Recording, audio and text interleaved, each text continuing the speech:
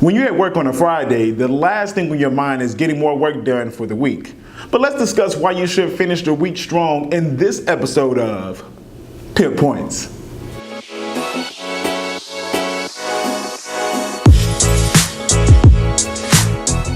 Fridays typically can be a slower day than others. If this is the case for you, then this is the perfect day for you to follow up with work that is not 100% complete yet.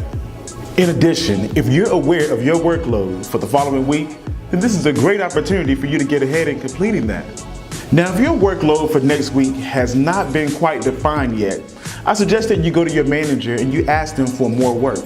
The reason being is because this shows that you're a proactive employee and that you're willing to get more work done even on a Friday. Now, that's all I have for you on this episode of Pimp Points. But to really learn how to navigate your way to success in corporate America, make sure you schedule a free consultation with the Career Pimp professional today at thecorporatepimp.com.